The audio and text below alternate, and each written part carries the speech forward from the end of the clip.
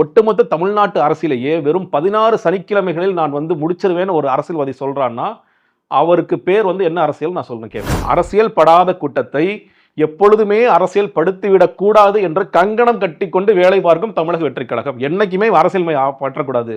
ஏன் சார் நானே அரசியல் மயப்படாமல் இருக்கேன், தொண்டை அரசியல் மயப்பட்டு என்ன ஆக போகுது? அவன் கடைசி வரைக்கும் அவன் பேரிகார்டை உடைக்கணும், டிவைடரை உடைக்கணும், நடுவில் இப்படியே தான் இருக்கணும். இந்த 10 நாட்களில் விஜய் அவர்கள் ஒரு சின்ன ட்வீட் கூட போடல.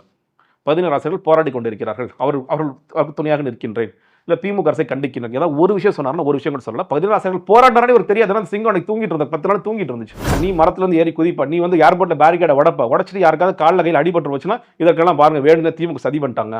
இந்த ஒருத்தர் போடுறான், இந்த மைக் ஒரு வேலை செய்யலை, இந்த கூட்டத்தில் போகிற மைக் வேலை செய்யலை, திமுக அப்பட்டமான சதி. டேய் இங்கெல்லாம் திமுக வந்துச்சு உங்களுக்கு? ரஜினிகாந்தாவது அவர்கள் அடுத்தடுத்து நம்ம படத்துக்கு போயிட்டா என்ன ஆகும் அப்படின்னு சொல்லும் பொழுது கூடுதலாக நம்ம கூட வந்த என்ன ஆகும்னு யோசிச்சாரு. விஜய்க்கு அந்த யோசனை எல்லாம் இல்லை. ஏன்னா விஜய் அவர்கள் 2026 அப்புறம் கன்ஃபார்மாக சினிமாவுக்கு போறாரு. நேற்று கூட ஒருத்தர் கேட்டாரு, சரி இவ்வளோ பெரிய கூட்டம் பார்த்ததுக்கு அப்புறம் உங்களுக்கு மனசு கஷ்டமா இல்லையா? நீங்கள் வந்து வந்துட்டோம். நான் சொல்றேன் உண்மையிலே நிம்மதியாக இருக்கேன். நான் வந்து வார்த்தைக்காகலாம் சொல்லலை. நான் வந்து அந்த கட்சியில் இருந்த வரைக்கும் மன உளைச்சல தினம் தினம் தூங்காத எத்தனையோ இரவுகள் இருக்கு. என்னைக்கு அந்த கட்சியை விட்டு வெளியே வந்தேனோ அன்னைக்கு நிம்மதியாக தூங்குறேன்.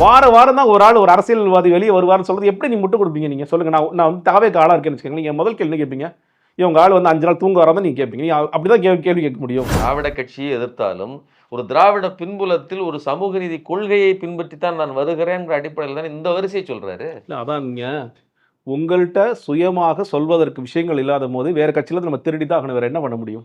பாஜக திருடுற மாதிரி தான் இது.